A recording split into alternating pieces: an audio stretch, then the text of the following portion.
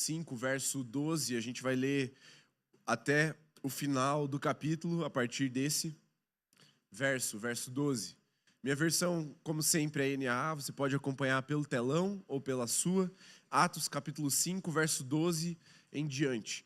Antes de eu ler, quero só que você preste bastante atenção para pegar o contexto. O que está acontecendo em Atos capítulo 5?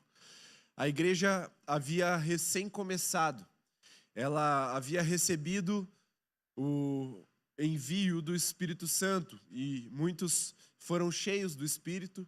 O apóstolo Pedro havia pregado, milhares de pessoas haviam se convertido e se entregado a Jesus e formaram um tipo de movimento naquela época.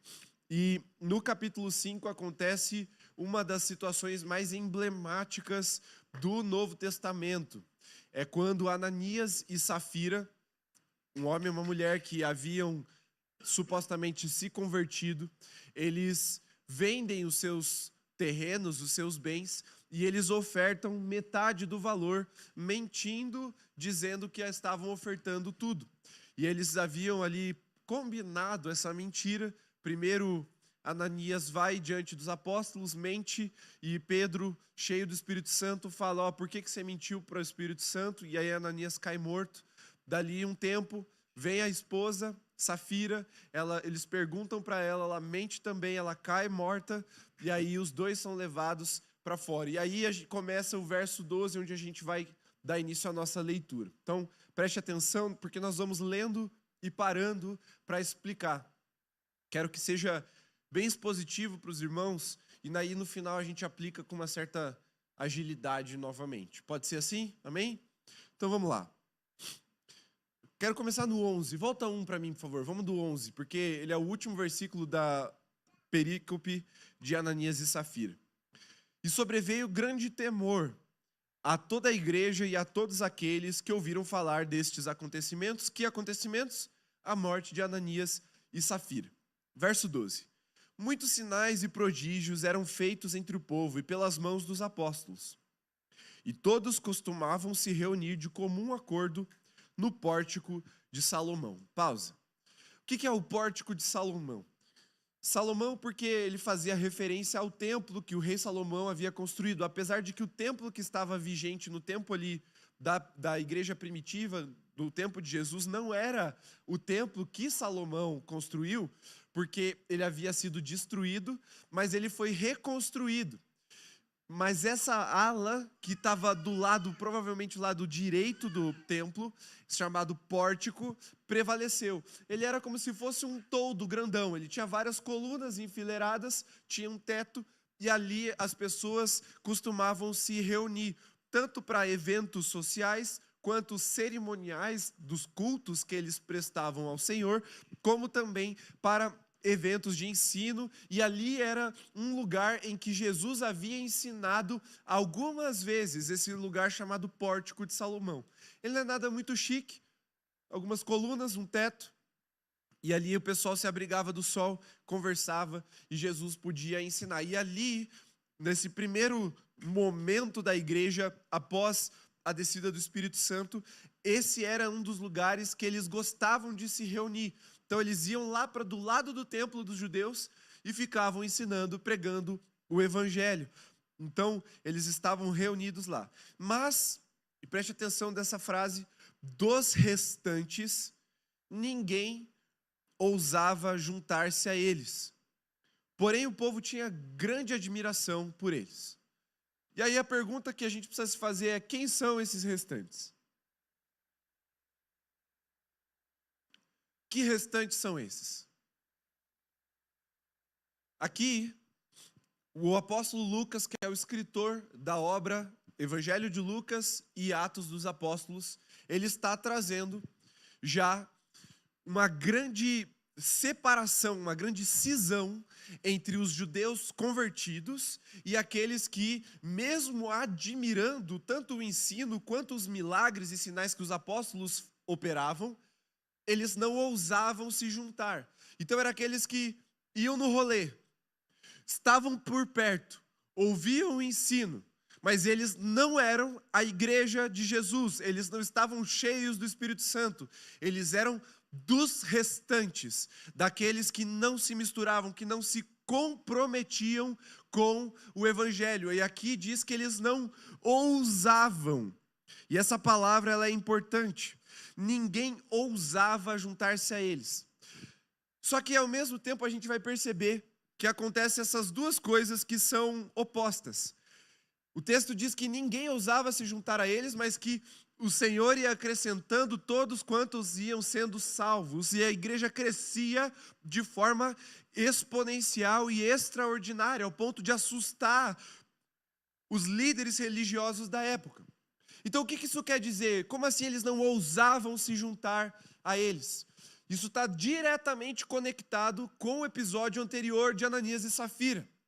O que o apóstolo Lucas está dizendo é que o Senhor, no seu poder e soberania, fez questão de preservar a integridade da igreja. Aqueles que, por um acaso, poderiam se juntar ao movimento a fim de obter algum tipo de ganho pessoal, não para se comprometer com a missão de Cristo, mas para se beneficiar, seja por um milagre, um sinal, uma maravilha, seja porque, estamos no meio do rolê, já que está todo mundo para lá, talvez, diferente da nossa geração, que sofre de FOMO, que é Fear of Missing Out, medo de ficar de fora, aquela geração tivesse algo primitivo nesse sentido. Não quero ficar de fora do rolê. Não, o que Deus fez questão de operar no meio da igreja é que o temor ele fosse tão grande que ou você se juntava para se juntar, para morrer por Cristo e pela igreja, ou você nem ousava. Porque se você viesse para dar o migué, você corria um sério risco de ser morto, de ser fulminado, não pelos perseguidores, preste bem atenção, não pelos perseguidores, pelo próprio Deus. Tamanho zelo, tamanho cuidado de Deus, para que a igreja, nesse início, nessa fase, talvez embrionária, recém-nascida, melhor dizendo, ela permanecesse íntegra, pura, e não se contaminasse com esse tipo de acoplamento do movimento. E aí, a gente já começa a fazer uma distinção muito grande entre o tempo de Atos e o tempo que nós vivemos hoje no século 21. Vocês concordam comigo que é muito diferente? O nível de conveniência, ele é tão elevado de se fazer parte de uma igreja, de fazer parte do cristianismo, que muitos se tornam adeptos do movimento, sem um compromisso real, firme, verdadeiro com Cristo e com a igreja. E eu posso dizer isso porque hoje é um argumento racional você ser crente. Vou descrever para você entender. Tem um grande filósofo brasileiro, vocês sabem que tem 4 hoje que são mais famosos aqui no Brasil. É o Clóvis de Barros, Leandro Carnal, Luiz Felipe Pondé e o... Repete. Cortella, isso. Eu estava tentando lembrar o Cortella. E o Cortella. E desses 4 tem um, que é o Luiz Felipe Pondé, que se considera um ateu / agnóstico, mas ele não é um militante ateístico. Ele admira, ele respeita a fé, inclusive ele tem uma certa inclinação à disciplina e à cultura judaica. E ele argumenta, ele dizendo assim, ser crente faz todo sentido, especialmente para o pobre. Porque ele faz parte de uma comunidade de fé. Aí ele fica desempregado, os irmãos vão se mobilizar para empregar ele. Se ele não tem o que comer, eles se ajuntam e dão uma cesta básica. O filho não tem dinheiro para ir para um clube lá, no clube curitibano, mas ele tem amigos, ele vai para o rolê com o pessoal depois do culto, ele se encontra num lugar onde desenvolve habilidades sociais, onde muitos também aprendem a desenvolver a sua vida no que diz respeito a estudos. Os filhos de crente são muito mais estimulados ao ensino do que os filhos de não crente hoje no Brasil. Por quê? Porque faz parte da nossa fé o desenvolvimento de uma vida de leitura, faz parte, a Bíblia, Deus deixou um testamento, antigo e novo, para nós lermos. Então, faz sentido, é uma conveniência você ser crente. Ainda que você não tenha um compromisso firme com Jesus. Você diz assim, pastor, mas aí a gente tem que dar o dízimo. Dizimar é muito mais barato do que você se envolver em clube, pagar professor particular, desenvolver amizades em outros círculos, e é muito mais seguro estar na igreja. Então, o dízimo acaba sendo uma coisa assim irrisória. Se essa é a contrapartida, então não tem problema, eu participo. E aí, dizima, oferta, frequenta os cultos, mas não tem esse compromisso com a missão de Deus na terra, não tem esse compromisso com a igreja de verdade. Por causa dos níveis de conveniência que se estabeleceram na nossa realidade. E não se preocupe quanto a isso, Deus não perdeu o controle. Não é que em Atos Deus estava ali com a mão na rédea e agora ele soltou e não está conseguindo pegar mais. Cristo já havia alertado que quanto mais mais perto do fim nós estivéssemos, haveria mais mistura entre trigo e joio, aqueles que parecem crentes, mas não são crentes de verdade, eles estariam no meio. E só quem saberia quem é de verdade ou não é o próprio Cristo. Nem o joio sabe que é joio. E a gente sabe disso pelo Sermão do Monte, quando Cristo diz, olha, naquele dia, muitos dirão, em teu nome, Senhor, expulsamos demônios, e eles saíram. Nós curamos os enfermos, realizamos milagres, nós profetizamos e as coisas aconteceram, e Jesus vai falar, não conheço vocês, sai de perto de mim, porque vocês praticam a iniquidade. Então nem o joio sabe o que é joio. Mas naquele momento aqui, em Atos, Cristo, ou melhor, Deus, por meio das três pessoas da Trindade, tanto Deus Pai, Deus Filho, Deus Espírito, estavam zelando pela integridade da igreja. E era necessário um temor transformador, ao ponto de, como nós cantamos aqui, o que esses caras viram que fez com que eles abandonassem a antiga forma de viver. O que é que Paulo viu para deixar de matar crente e se tornar o grande apóstolo Paulo? O que é que Jacó viu quando lutou com o anjo do Senhor em Peniel? O que é que Moisés viu na sarça ardente? O que é que Abraão viu que o fez deixar sua terra e peregrinar em busca de uma cidade desconhecida? Era esse nível de comprometimento que eles sabiam que eles estavam entrando. Então, ou entrava e a igreja crescia e eles eram crente de verdade, cheio do Espírito Santo, comprometidos com a obra de Deus, com a missão de Deus, ou eles nem se embaçavam de chegar junto, assim. Porque eles sabiam que esse negócio de ficar fingindo para Deus não dava certo. Esse era o temor encontrado nos restantes. A gente vai ler até o fim do capítulo, então continue orando por mim, meus irmãos. Porém, o povo tinha grande admiração por eles. Então vocês percebem essas tensões crescendo na Jerusalém pós-ascensão de Cristo. Tinha um povo comprometido, tinha um povo que não tinha nem coragem, e tinha um povo ainda que talvez mais amorfo, tinha grande admiração pelos apóstolos e pela igreja. Verso 14. E aumentava sempre mais o número de crentes no Senhor. Uma multidão de homens e mulheres, a ponto de levarem os enfermos até pelas ruas e os colocarem sobre leitos e macas, para que, ao passar Pedro, ao menos a sua sombra se projetasse sobre alguns deles. Vinha também muita gente das cidades vizinhas de Jerusalém, levando doentes e atormentados por espíritos imundos, e todos eram curados. Aqui, ainda que... Pessoal, licença, eu vou abrir, eu estou com outra camiseta embaixo, tá?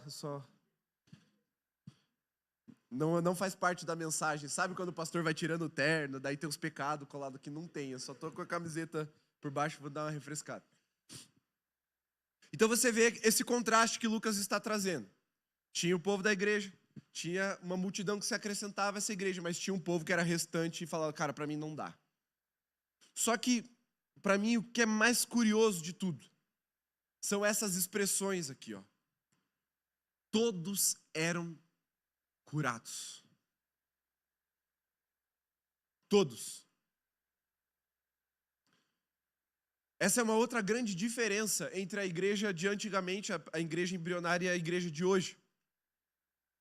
E existem muitas teologias que explicam de forma muito razoável o porquê dessa grande diferença. Mas eu acredito muito de que naquele momento a autoridade dos apóstolos precisava ser consolidada, não só diante dos que não criam, mas também dos que criam. Então o Espírito fazia questão de que todos que se achegassem a ele, seja com espíritos imundos ou enfermidades, fossem curados. E hoje não há mais uma autoridade apostólica sobre a igreja, nós já temos a palavra de Deus e ela é a autoridade doutrinária sobre nós. E apesar de altos níveis de conveniência na igreja do século 21, uma coisa nós não podemos prometer para ninguém: que todos vão ser curados. Tem uma coisa que a gente não pode: quem prometer cura é charlatão, está mentindo. O que nós podemos prometer é que nós vamos clamar, nós vamos orar, nós vamos interceder, nós vamos buscar essa cura no Senhor. Mas nós não podemos prometer que de fato a cura vai acontecer para todo mundo. Então você vê um balanceamento entre a situação de antes e a situação de agora. Vamos continuar o texto. Levantando-se, porém, verso 17, o sumo sacerdote e todos os que estavam com ele, isso é, o partido dos saduceus, ficaram com muita inveja. Prenderam os apóstolos e os recolheram à prisão pública. Mas de noite um anjo do Senhor abriu as portas da prisão e, levando-os para fora, lhes disse: vão ao templo e digam ao povo todas as palavras desta vida. Licença.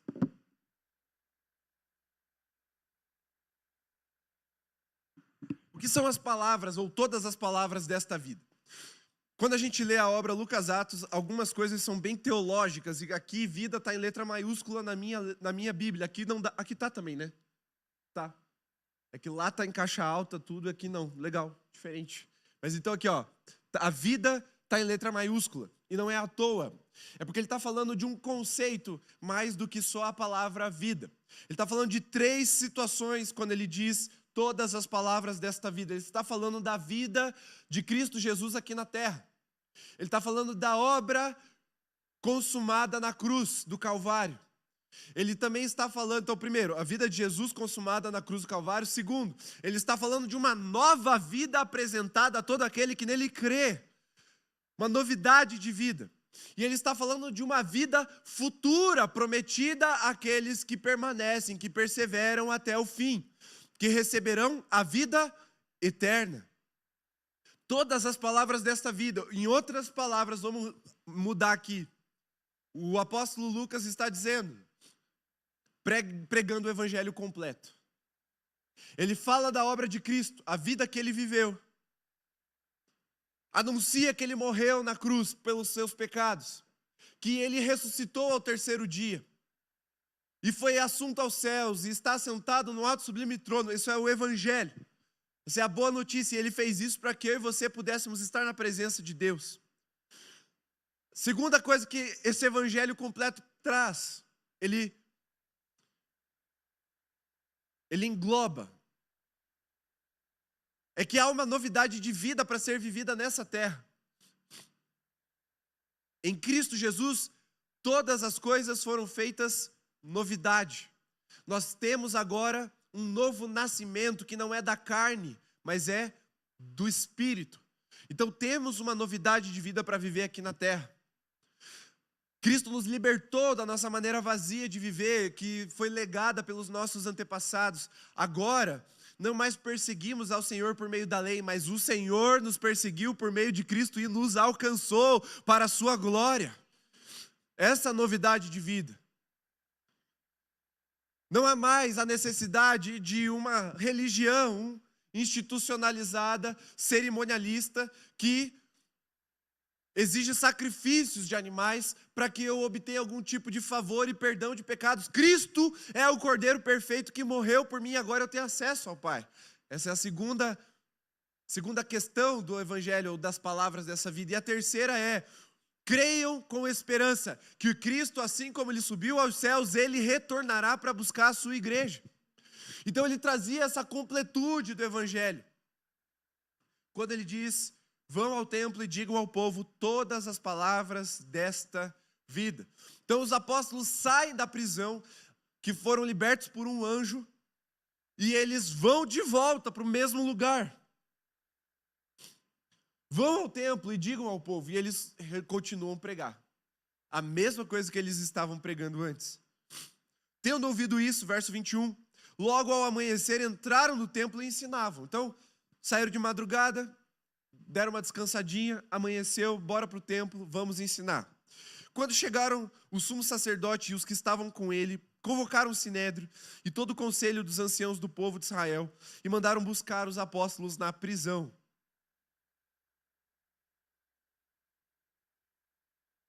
Mas, quando os guardas chegaram lá, não os encontraram no cárcere e voltando relataram dizendo: encontramos a prisão fechada com toda a segurança e as sentinelas nos seus postos junto às portas, mas, abrindo as portas, não encontramos ninguém dentro.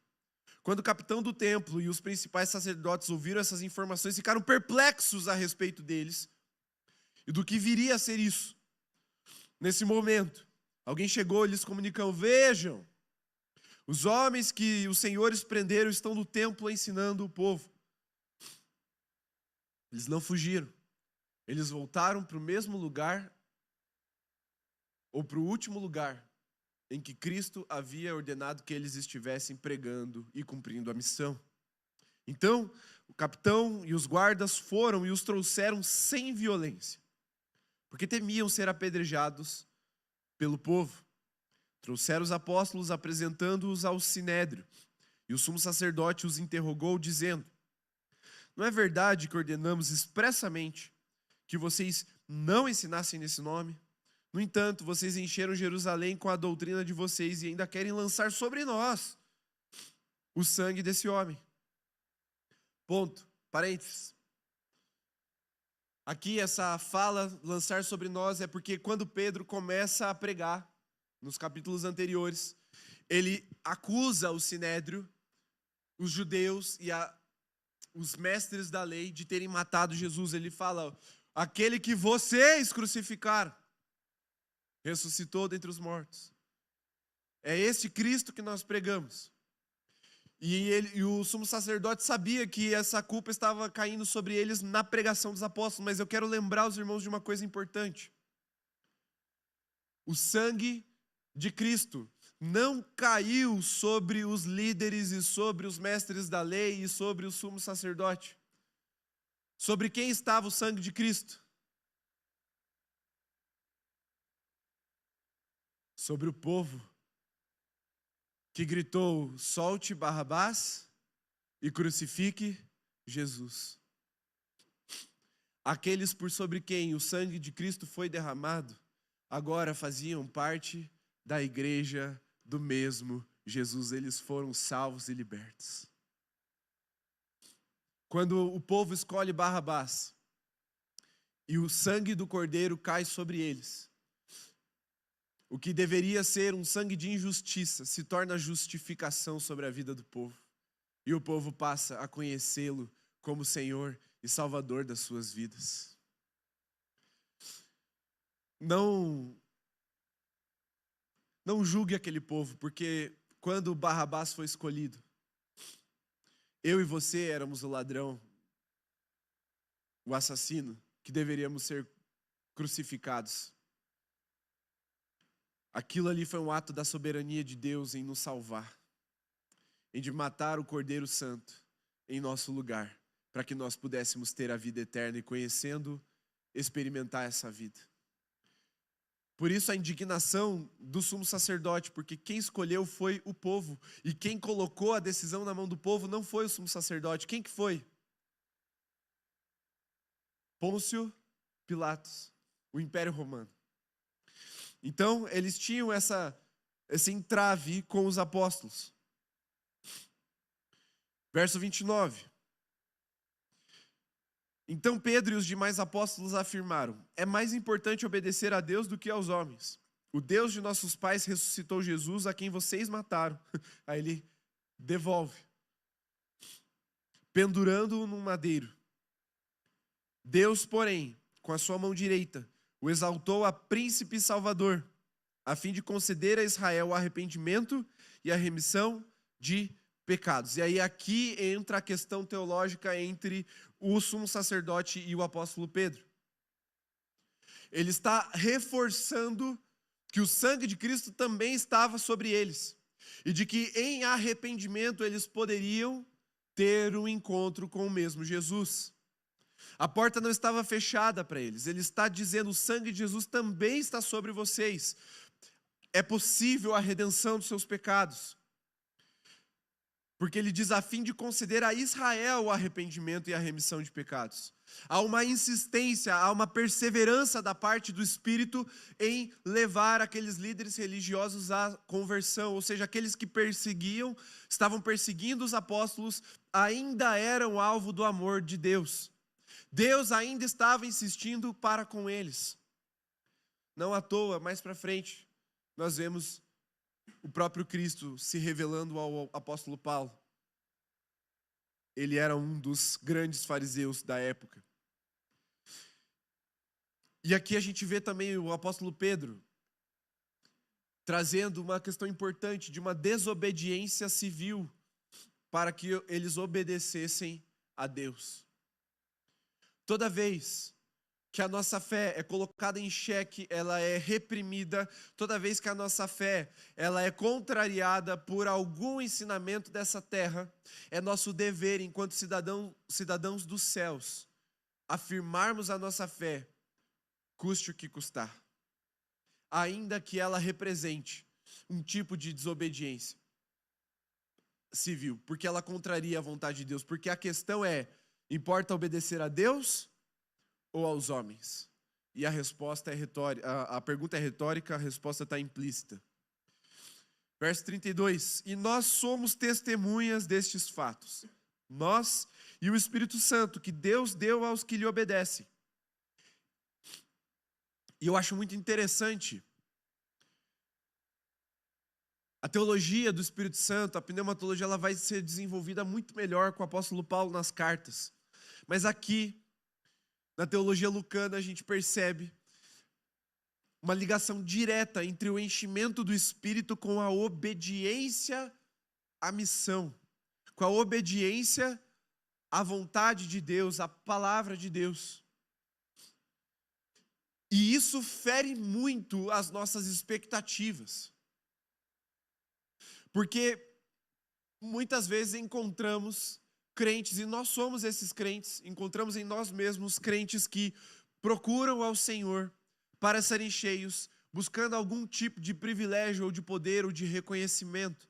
Mas a boa verdade é que o Espírito Santo nos é dado para que nós saibamos ou possamos obedecer ao Senhor em todos os seus desígnios. Talvez você já tenha buscado o Espírito Santo de alguma forma e não foi contemplado com o enchimento, ou com o derramar, ou com o dom que você estava buscando. Deixa eu te dizer que a forma que o apóstolo Lucas fala é... Cadê o verso? 32. Que Deus deu aos que lhe obedecem. Primeiro passo para sermos cheios do Espírito Santo é buscarmos a obediência ao Senhor e à sua missão. Isso é uma experiência que eu tive há alguns anos atrás, e eu conto sem nenhum tipo de presunção. Eu conto isso agora para vocês como um tipo de ilustração. Alguns anos atrás, nós fomos dar suporte como juventude a uma ação social /evangelística na Praça Tiradentes, no centro de Curitiba. Vocês conhecem a Praça Tiradentes? Aquela que tem uma igreja turística bem bonita? Levanta a mão só para ter uma ideia. Muito bem. Lá é um antro de moradores de rua. E lá tem várias ações, praticamente os 7 dias da semana. Não sei como é que está agora, mas na época tinha. De sopão, lanche, marmita, e eles sempre iam lá para se alimentar. E as ações, elas tentavam, algumas eram igrejas, tentavam evangelizar, outras eram de outras religiões, tentavam ali fazer o seu proselitismo. sua caridade. E a gente foi com alguns jovens para esse lugar. Era uma segunda-feira à noite, bem frio. E já há algum tempo eu estava buscando no Senhor uma experiência de ver o enfermo sendo curado. Eu, na minha juventude, eu era noivo, eu não era casado ainda. Mas na minha juventude, eu buscando essa experiência no Senhor, falava, Senhor, usa a minha vida, eu quero muito experimentar. E eu orava pelas pessoas na igreja e ninguém era curado. No máximo, era uma dor de cabeça que a pessoa falava, eu acho que está um pouco melhor. E assim, sabe que a pessoa está torcendo para Deus responder a tua oração, assim, para você não ficar frustrado?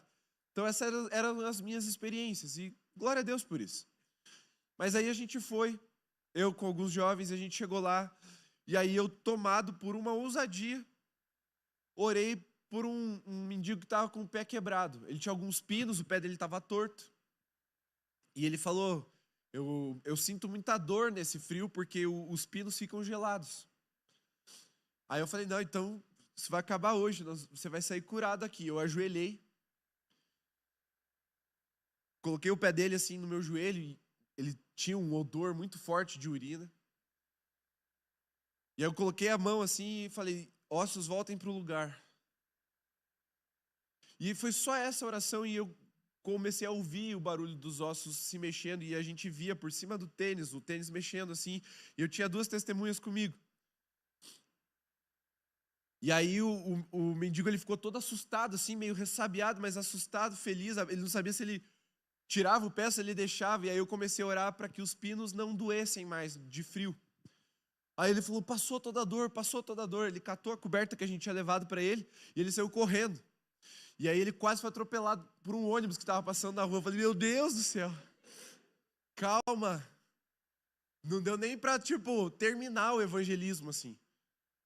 E ele foi com o cobertor, o ônibus deu uma buzinada nele assim, ele desviou e tal, saiu e foi embora.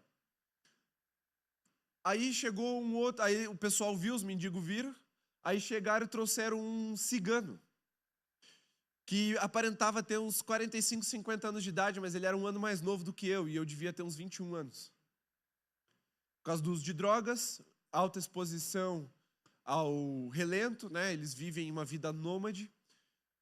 Também estava meio mal vestido, mas cigano, assim, estava todo emperiquetado e tal. E aí ele estava com uma perna inteira engessada até aqui em cima, assim. E aí eu falei, você quebrou? Daí ele, é um pouco pior do que isso. Eu falei, ixi, não sei se eu sei orar por algo pior do que isso. Aí ele falou, eu fui espancado por um grupo de neonazistas ali no centro, na Boca Maldita, perto da Santos Andrade ali. E eles quebraram o meu joelho. E eu demorei para tratar. E necrosou alguns tecidos da minha pele. E pode ser que eu tenha que amputar a minha perna. E ela vai ser amputada aqui em cima, assim. Eu vou amanhã no médico para reavaliar, para ver qual vai ser a decisão. Se eu vou amputar ou não. Aí eu falei, ai Jesus. Vamos lá, né? Baixei, ajoelhei. Pus a perna dele em cima do meu joelho. Orei. Só que ele estava com um gesso enorme. Então, foi só isso, eu só orei. E aí ele, obrigado e tal. Eu falei, beleza. Terminamos, aí preguei lá, terminaram de entregar as sopas. Aí eu preguei lá na escadaria da Tiradentes, fiz o apelo. Voltamos na segunda-feira seguinte. Aí eu vi o grupo de ciganos lá e falei, cadê o maluco que estava com a perna engessada? Aí ele, cara, você nem acredita, ele foi no médico, quando tirou o gesso não tinha mais nada, ele foi embora já, foi andar, ele falou que queria sair andando, foi embora, já está em outra cidade já. Aí eu falei, nossa, fiquei até incrédulo assim. E essas foram as duas grandes experiências de cura que eu tive na minha vida. Nunca mais tive uma grande experiência de cura, nunca mais. É mais fácil orar por quem está no leito e a pessoa morrer do que sair curado hoje em dia. É verdade, eu tenho mais número de pessoas que eu fui visitar, não me chame quando você estiver no hospital. Eram todos velhinhos já, tava na hora deles, tá, gente? Mas assim, não tive mais essas grandes experiências. Porque a verdade é que eu quase nunca vou para as ruas para fazer esse tipo de coisa. Eu trabalho numa igreja. Eu estudei, minha última faculdade foi de teologia. Eu trabalho numa escola cristã também. Meu dia a dia é cercado, rodeado de crente. E apesar de sim, o Espírito Santo me encher para a pregação da palavra e para que eu obedeça ao Senhor na minha missão, a verdade é que não é dentro da igreja que a gente vai ver os grandes sinais e maravilhas acontecendo, mas é quando a gente aprender a obedecer o ID, a missão de Deus para essa terra, que nós vamos ver o Espírito Santo nos dando poder e autoridade para levantar os enfermos de suas macas e para levar a salvação até os perdidos. O problema é que a gente está pescando por arapuca. A gente monta aquela arapuca, coloca no lago e fala assim, ó, quando um visitante vier na igreja, a gente abraça ele nunca mais vai embora.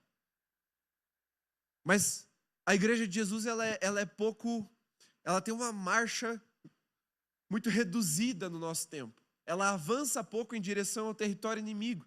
E sem essa obediência, sem o ir por todo mundo, sem realizar a missão de Deus nessa terra, esse tipo de enchimento de poder, ele vai ficar limitado para nós. Porque o Espírito Santo não é doril para crente ficar orando um pelo outro no culto, ainda que isso aconteça, glória a Deus por isso.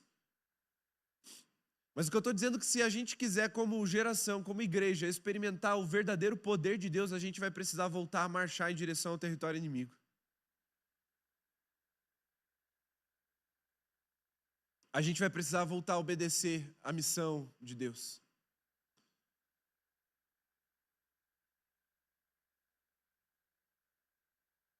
A gente vai precisar abandonar as conveniências da nossa fé. Porque eu sei que a expectativa de um bom crente tá muito em cima do seu pastor. Coitado do pastor dessa igreja. Não, se eu levar ele no culto, e aí o pastor vai pregar uma pregação bem boa assim, aí ele vai aceitar Jesus. Irmão, não é assim que funciona. Ainda que possa acontecer, não é essa a missão de Deus. A missão de Deus é você ser edificado. Para quando você sair para o seu trabalho, sua escola, sua faculdade, sua vizinhança, seus amigos, seu propósito, você seja cheio do Espírito Santo e revele o poder de Deus para as pessoas que estão perdidas. Essa é a missão que precisa ser obedecida para que haja manifestação de poder. De verdade. Faça o teste. O máximo que pode acontecer é nada. E o nada você já tem. Mas eu quero te dizer que até eu que não tenho o dom de cura, dom de curar, não tenho. Experimentei o poder de Deus quando eu decidi obedecer e ir para o campo, e ir para frente. E o campo não é só a África, a Ásia, o Nepal, lá, o Japão, a Europa, que é pós-cristã. Irmão, tem muita gente nessa cidade para ser salva. Tem muita gente, deixa eu dizer, perto de você. Mas a gente está muito tímido. Tímido no sentido de intimidado mesmo. No sentido bíblico de timidez. É intimidação. A gente está intimidado porque a gente pensa assim, eu não sei. E é verdade, a gente não sabe. Pastor, é que eu não sou capaz. E não é mesmo. Mas nunca foi sobre ser capaz, mas foi sobre obedecer. E na obediência o Espírito Santo manifestar o poder de Deus. Porque é Ele quem convence do pecado, da justiça e do juízo.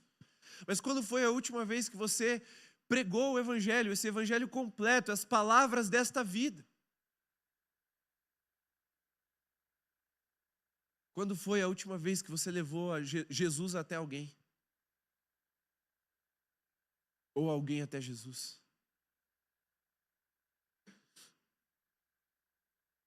Porque quando a gente obedecer essa missão, nós veremos o poder de Deus se manifestando no nosso meio.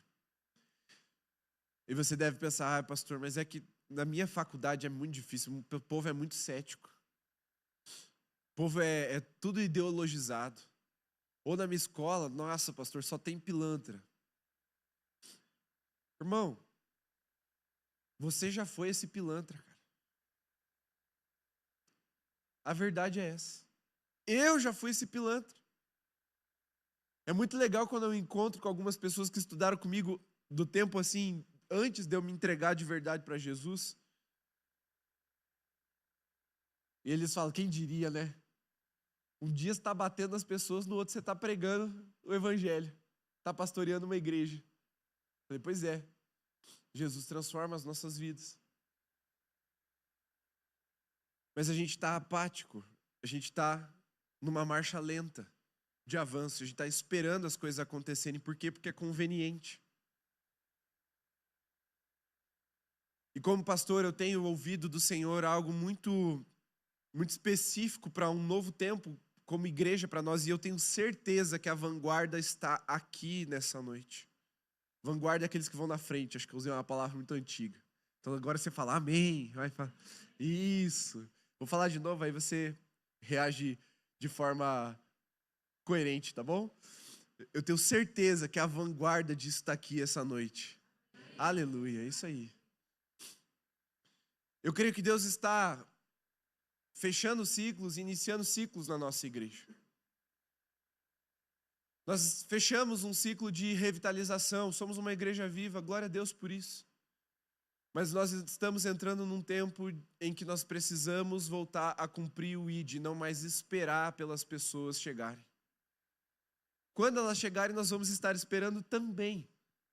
Mas tem chegado o tempo que o Senhor tem nos direcionado a sermos intencionais e obedientes para que o poder do Espírito Santo se manifeste nas nossas vidas. Arrisque-se. Arrisque-se a voltar para o lugar onde um dia você já pregou. Ah, pastor, mas eles não me ouviram. Ah, pastor, mas eles me rejeitaram. Ah, pastor, mas eles embaçaram comigo. Irmão, volta para o lugar onde você já pregou o evangelho e continua pregando. Volta para aquelas pessoas que você já pregou o evangelho e continua pregando. O evangelho das palavras desta vida. Porque Cristo ressurreto é a esperança em nós de uma nova vida e de uma eternidade ao lado do Pai. As pessoas estão carentes, necessitadas, desesperadas por um Salvador. Elas precisam de um Senhor para as suas vidas. Volte para o lugar onde um dia você já pregou, mesmo que você seja enxutado de lá de novo. Porque o anjo do Senhor está com você e Ele te ungiu para pregar as boas novas aos quebrantados de coração, a cura aos enfermos, a liberdade aos cativos e anunciar o ano aceitável do Senhor. É o ano da salvação para aqueles que estão perto de nós. Em nome de Jesus eu creio nisso. De verdade, eu tenho crido nisso. E eu tenho clamado, Senhor, como que a gente vira essa chave? Porque é tão gostoso estar onde a gente está, do jeito que a gente está. E é tão inconveniente a igreja começar a receber novos convertidos ou não convertidos para serem discipulados, porque discipulado dá trabalho. Irmão, e o pastor não dá conta, não tem como você esperar que o pastor faça tudo isso. Só que ou nós somos dos remanescentes, ou seja, a igreja fiel, engajada na missão de Deus, ou nós somos dos restantes, que até andam meio junto, até ficam ali admirados com o movimento de Deus, mas não se comprometem com essa missão. Eu estou indo para cima porque eu sei que vocês aguentam.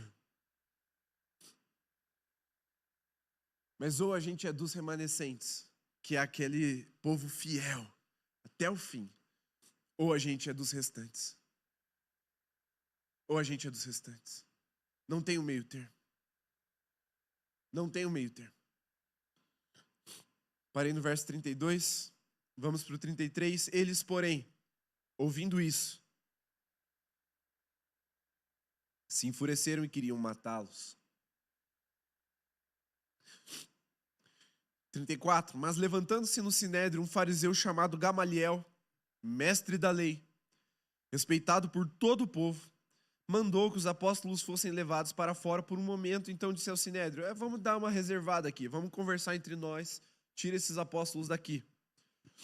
Israelitas, tenham cuidado com o que vão fazer a estes homens. Porque algum tempo atrás se levantou Teudas, dizendo ser alguém muito importante, ao qual se juntaram cerca de 400 homens, mas ele foi morto e todos os que lhe obedeciam se dispersaram e foram reduzidos a nada. parênteses para a gente explicar. Quem que é o Teudas? É um pouco difícil a gente entender de que Teudas Gamaliel está falando aqui, porque não tem nenhuma outra referência a esse Teudas. Flávio Joséfo, que é um grande historiador do povo judeu, escreveu um calhamaço assim, da história dos judeus. É um livro muito bom. Ele se refere a um Teudas que veio depois desse tempo aqui. Mais perto ali do ano 70, acho que 66, 68. E aqui ainda é o ano 30 e poucos. Então não pode ser o mesmo Teudas. Então essa é a única referência que a gente tem do Teudas. Mas a gente sabe que Teudas, ele foi um tipo de Messias do tempo de Jesus ali, alguns anos antes do que eles estão falando. E esse tipo de Messias, porque ele chegava com uma mensagem de esperança, ele propunha uma renovação, ele propunha uma libertação do povo contra ali a opressão do Império Romano. E ele juntou 400 homens e gerou um burburinho. Só que ele foi morto rapidamente pelo Império Romano e o pessoal dispersou. Então ele era um falso Messias, ele era um agitador qualquer. Estrelinha para Nívia Soares. Ele era um agitador qualquer, que veio ali nos tempos de Jesus. E a gente sabe que houve muitos outros. Continuando, verso 37. Depois desse levantou-se Judas, o Galileu, nos dias do recenseamento, e levou muitos consigo. Também este foi morto, e todos os que lhe obedeciam foram dispersos. Esse Judas a gente já sabe melhor quem que é. O Flávio Joséfo escreve sobre ele. Aproximadamente ano 6 da Era Moderna, depois de Cristo. Então, Jesus era criança. No ano 6, quantos anos Jesus tinha? Quantos anos Jesus tinha no ano 6? 8. Porque o calendário está errado. Ele foi ajustado depois para dar uma coisa dos romanos, e Jesus nasceu 2 anos antes de Cristo. É a melhor previsão, assim, melhor datação que a gente tem. Então Jesus tinha ali entre 6 e 10 anos de idade. Vamos colocar um espectro de tempo ali. Jesus ainda era uma criança, ele nem tinha ido ensinar no templo ainda, nem tinha sido esquecido no templo. E levantou-se um cara chamado Judas, olha só, junta o traidor com um dos nomes, ou uma das formas que Jesus foi chamado, o Galileu. Então era Judas o Galileu. E ele também juntou uma galera, falou: nós vamos insurgir contra o Império Romano, agora vai e vamos lá, porque Deus é conosco. Esse negócio de recenseamento, esses caras estão querendo aumentar imposto, não vamos deixar isso acontecer não, porque pagar imposto para o Império Romano é idolatria, a gente está ofertando, dizimando para o César, e isso é pecado. Vamos pegar em lanças e espadas e vamos acabar com esse império, porque Deus é conosco. Morreu. E o povo que estava com ele foi disperso. E aí, o que Gamaliel está falando é: espera um pouco. Esses caras vão se meter com algo muito maior do que a gente. Se a gente matar eles agora, eles contam com a simpatia do povo. As farmácias estão falindo. Os enfermos vão tudo para os apóstolos, eles estão sendo curados. Milagres e sinais e prodígios estão acontecendo. Se a gente se meter com eles, lascou. Mas daqui a pouco eles vão enfrentar um leão muito maior, que é o Império Romano. Deixa eles se lascarem.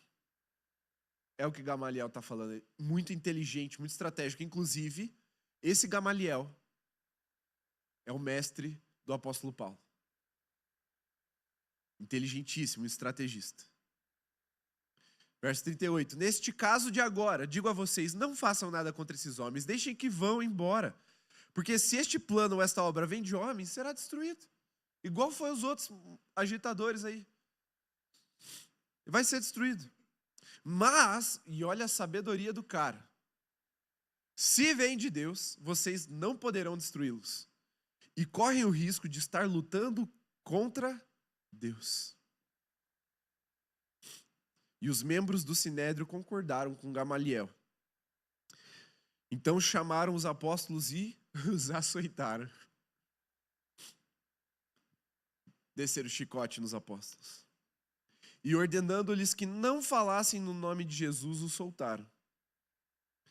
E eles se retiraram do Sinédrio muito alegres. E esse, acho que é advérbio de intensidade, né? Muito. Muito. Irmão, isso me choca. Em todos os lugares que eu leio isso. Porque o apóstolo Paulo fala que ele estava preso, que ele foi açoitado, que ele foi chicoteado, que ele foi espancado, que perdeu tudo. E isso era motivo de muita alegria.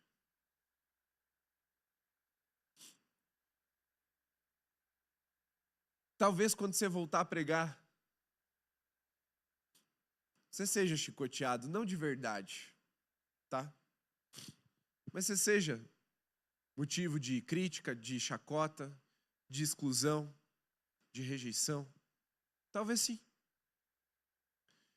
Mas, meu irmão, Jesus já falou, não são vocês que eles rejeitam, é a mim. E tende por motivo de grande alegria o passar por muitas provações. E eles saíram muito alegres por terem sido dignos, considerados dignos de sofrer afrontas por esse nome, pelo nome de Jesus. O que muitas vezes é o que nos intimida, é o que deveria nos gerar motivo de grande o quê?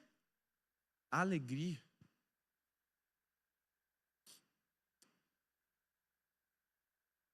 A nossa pregação, ela não é triunfalista. Nem todo mundo vai se converter. Vai ter lugares em que nós vamos, em obediência ao Espírito Santo, nós vamos só sofrer perseguição, chicote e prisão. É a única coisa que o Espírito promete em algumas cidades, em alguns lugares. Mas em todas elas, o Senhor tem salvado pessoas. Qual é o chicote que te amedronta? É a rejeição? Ou é o medo de passar vergonha?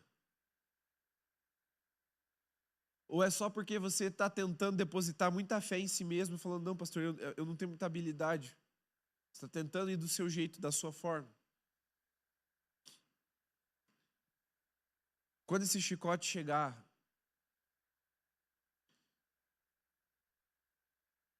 fique muito alegre, porque você foi considerado digno de sofrer afrontas pelo nome de Jesus.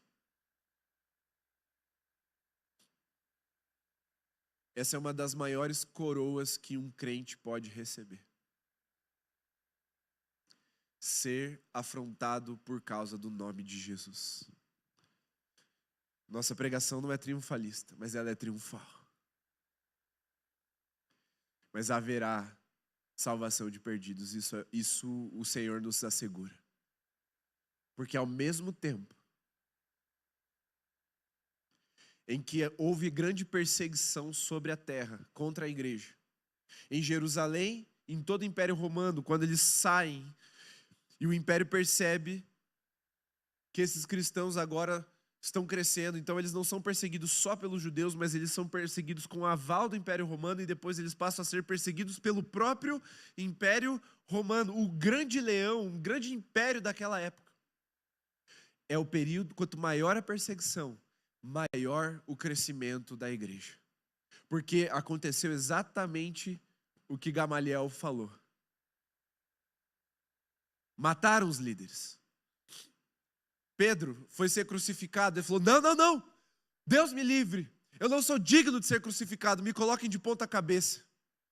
Outros foram transpassados por lança, outros foram fritos em óleo quente. Outros foram lançados no mar com pedras amarradas em seus pés. Foram mortos, os líderes iam sendo mortos o tempo todo. Só que quando morria um líder, centenas e centenas de outros se convertiam e o Senhor levantava outros líderes. E aquilo que Gamaliel previu aconteceu. Se é de Deus, não pode ser parado. Nem o grande leão de Roma pode parar a igreja. Porque o projeto é de Deus, a missão é de Deus, ela não é nossa. Ela não é nossa. Então ela não pode ser parada. Quando você for pregar, não é a sua missão, é a missão de Deus, que você é convidado a obedecer.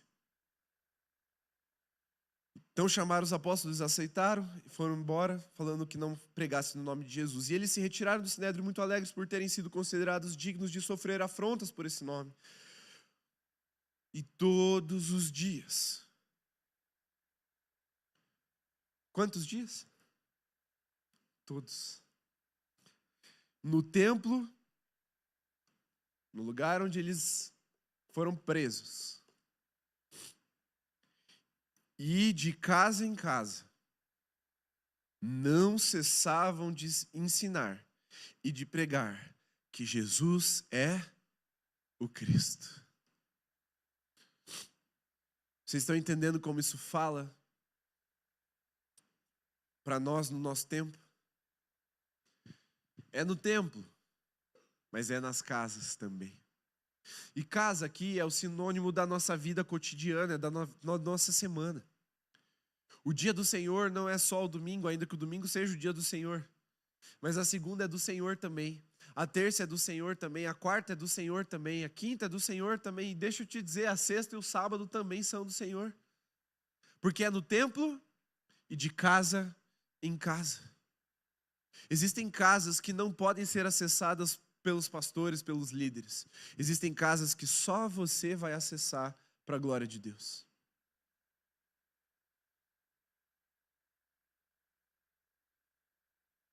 E quando nos perseguirem, nada pode nos parar. E sabe, eu fico bem assim, impressionado negativamente com aqueles sensacionalistas do nosso tempo, principalmente os crentes sensacionalistas.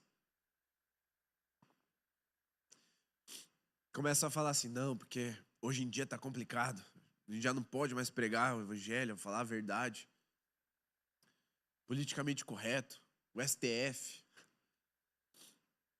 Irmão, quem é o STF na fila do pão? O que é essa ideologia na fila do pão, gente? Honestamente, fala comigo. A igreja com muito menos estrutura, menos documentos, menos tecnologia, menos história, menos recursos, sobreviveu ao grande império romano. E quando a gente fala sobreviveu, não é assim, ufa. Ela cresceu. Até que o império romano se rendeu à igreja. O imperador teve que declarar o cristianismo a religião oficial do império. Porque cresceu de tamanha forma que ou ele fazia isso ou o império ia ruir. Porque os súditos não estavam mais adorando a César. E os cristãos eram uma parcela importante e significativa dentro do império. Em outras palavras, meus irmãos, a igreja amansou o grande leão de Roma e fez carinho nele.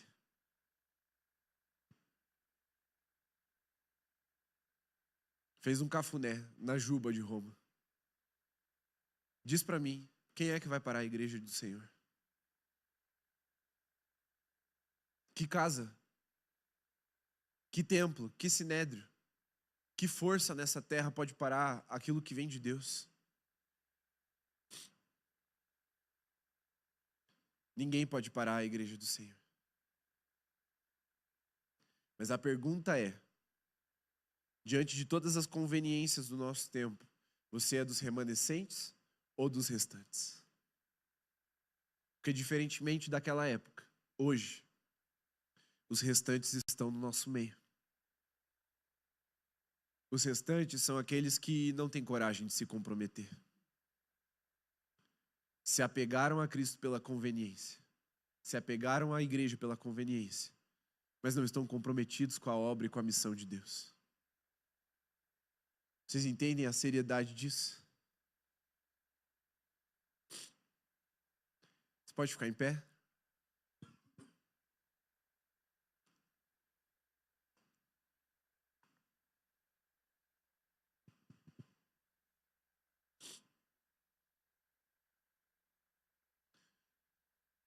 separação é uma coisa que só Deus pode fazer no meio do seu povo.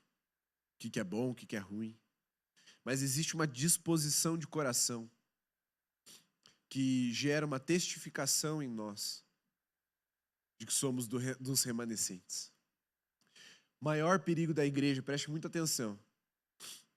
Maior perigo que a igreja sofre hoje não é o comunismo, não é o STF, não são os chineses, não é a IA. Não é. E o Val Harari é um pessimista do nosso tempo. Ele acha que a IA vai ser a destruição da humanidade. Calma, cara. O fim já está escrito e não é pela IA. O maior perigo que a igreja enfrenta nos últimos tempos, nos últimos dias, é a assimilação cultural. É quando há cristianismo, mas não há amor. Porque o amor de muitos esfriará. Amor por Deus, em primeiro lugar. O que é que caracteriza? O que é que caracteriza a nossa fé? Qual é o maior mandamento? Amar a Deus sobre todas as coisas. Quantos crentes estão na igreja e não amam a Deus sobre todas as coisas? O primeiro e grande mandamento. E o segundo, que é semelhante a este: amar o próximo como a si mesmo. Quantos crentes não conseguem amar o próximo? Assimilação cultural.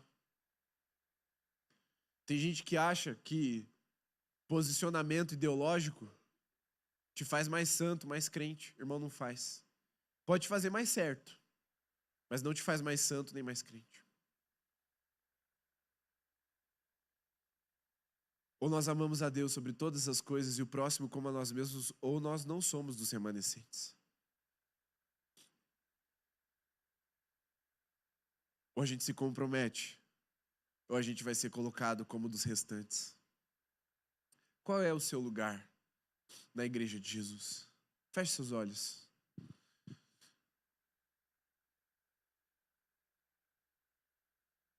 Você pode colocar uma de suas mãos no coração e de fato meditar nisso, pensar: Senhor, joga a luz para dentro.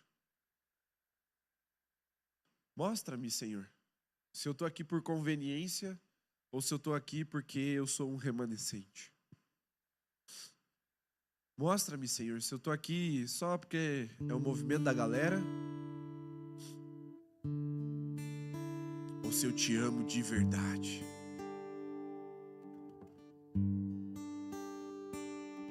Senhor, eu estou aqui só no templo ou eu tenho ido de casa em casa proclamando o Teu nome, Teu santo e poderoso nome que salva, que redime, que restaura. Irmãos, eu quero fazer um apelo de todo o meu coração, assim, da gente firmar um compromisso com a missão de Deus nessa terra. Se você quer se comprometer com essa missão, deixe seu lugar, vem aqui à frente. Vamos nos ajoelhar. Vamos buscar a presença de Deus em quebrantamento agora, para que quando os chicotes cantarem, a gente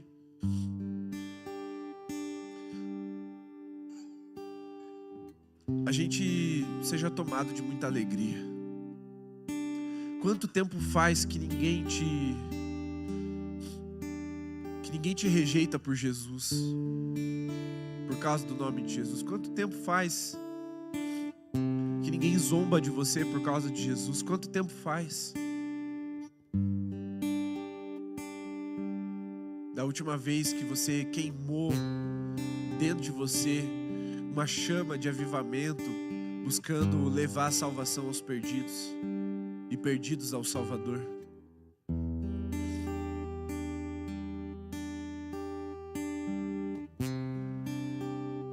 Senhor, nós nos apresentamos em comprometimento a Ti nessa noite, reconhecendo, Pai, que muitas vezes a timidez toma conta do nosso coração, que a nossa fé se resume aos encontros do final de semana e que o senso de missão ele se apaga dentro de nós.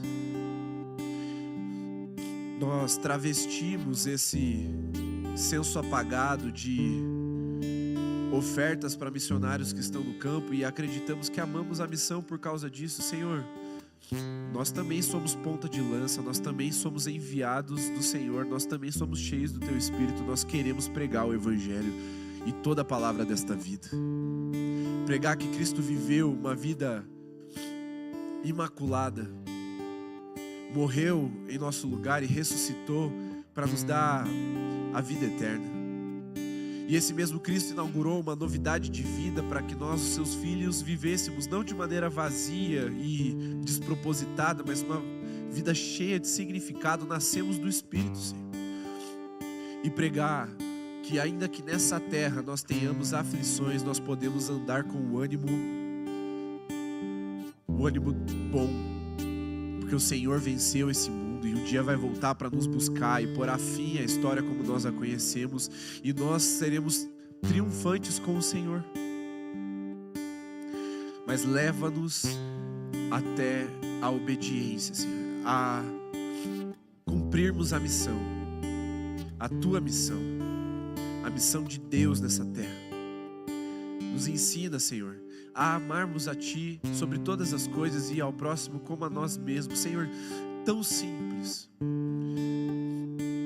O amor não carece de estratégias e nós estamos ainda tentando metodologizar a expressão da nossa fé. Senhor, tem misericórdia de nós. Nós só queremos Te amar, amar o próximo e sermos cheios do Espírito Santo para fazer isso de uma forma que Te agrada.